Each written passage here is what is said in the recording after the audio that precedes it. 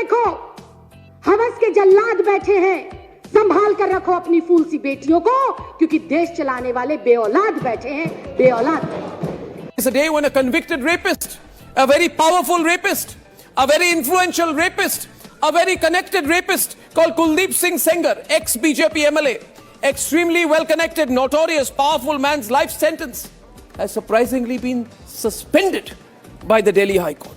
22-23 दिसंबर 2025 एक खबर जिसने पूरे देश को दो हिस्से में बांट दिया। उन्नाव रेप केस, कुलदीप सिंह सेंगर और दिल्ली हाई कोर्ट का एक फैसला जिसे कोई लॉ का प्रोसीजर बता रहा है तो कोई सीधा सीधा जस्टिस सिस्टम का फेल्यूर। जिस आदमी को 2019 में नाबालिग से बलात्कार के मामले में आजीवन कारावास की सजा मिल चुकी थी, उसी की सजा को अब दिल्ली हाई कोर्ट ने सस्पेंड कर दिया और उसे कंडीशनल बेल भी दे दी। लेकिन सवाल यह है, क्या सेंगर सच में बाहर आ गया है? क्या ये फैसला पीड़िता के खिलाफ है या फिर सिर्फ कानून की एक प्रक्रिया है? आज इस वीडियो में कोई अफवाह नहीं, कोई अधूरी हेडलाइन नहीं, सिर्फ वेरीफाइड फैक्ट, कोर्ट की रीजनिंग और आगे सुप्रीम कोर्ट में क्या होने वाला है, सब कुछ स्टेप बाय स्टेप समझेंगे। अभी तक अगर आपने चैनल को सब्सक्राइब नहीं किया तो चैनल को सब्सक्राइब कर लेना, क्योंकि मैं ऐसे ही फैक्ट बेस्ड वीडियो आपके लिए लाता हूं। सबसे पहले पूरे केस की टाइमलाइन समझते हैं। साल 2017 उत्तर प्रदेश के उन्नाव जिले में एक नाबालिग लड़की का अपहरण होता है और रेप होता है। 2018 में जब कोई सुनवाई नहीं होती तो सर्वाइवर मुख्यमंत्री आवास के बाहर आत्मदाह की कोशिश करती है। इसके कुछ समय बाद पीड़िता के पिता की कस्टडी में मौत हो जाती है, जो बाद में एक अलग क्रिमिनल रिकॉर्ड बनाती है। दिसंबर 2019 दिल्ली की ट्रायल कोर्ट कुलदीप सिंह सेंगर को रेप केस में लाइफ इम्प्रिजनमेंट की सजा सुनाती है। मार्च 2020 पीड़िता के पिता की मौत के मामले में उन्हें 10 साल की अलग से सजा मिलती है और फिर 23 दिसंबर 2025 Delhi high court rape case वाली लाइफ सेंटेंस को सस्पेंड कर देता है और सेंगर को कंडीशनल बेल भी दे देता है। यहीं से कंट्रोवर्सी शुरू होती है। अब सबसे जरूरी सवाल, हाई कोर्ट ने यह फैसला क्यों लिया? कोर्ट ने कहा कि कुलदीप सिंह सेंगर लगभग 7 साल 5 महीने से ज्यादा जेल में रह चुके हैं। उनकी अपील अभी तक पेंडिंग है और लाइफ इम्प्रिजनमेंट के मामले में अपील का फाइनल डिसीजन कई साल लग सकता है। क्रिमिनल प्रोसीजर कोड के सेक्शन 389 के तहत हाई कोर्ट के पास पावर होती है कि वो अपील के दौरान सेंटेंस को टेम्परेली सस्पेंड कर सके।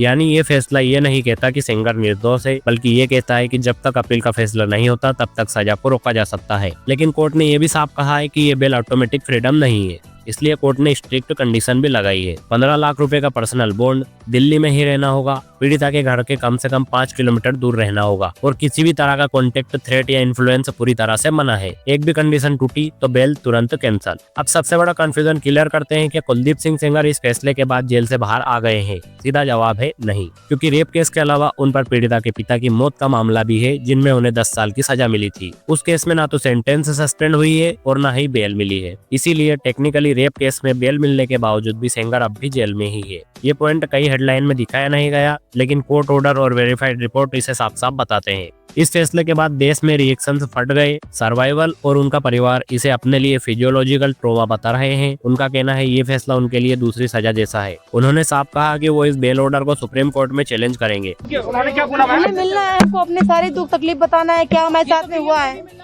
मैं पीएम से भी मिलने के लिए बोल रही हूँ और अमित शाह से भी, प्राइम मिनिस्टर से भी, मैं राष्ट्रपति, एक महिला है, मैं उनसे मिलना चाह रही हूँ।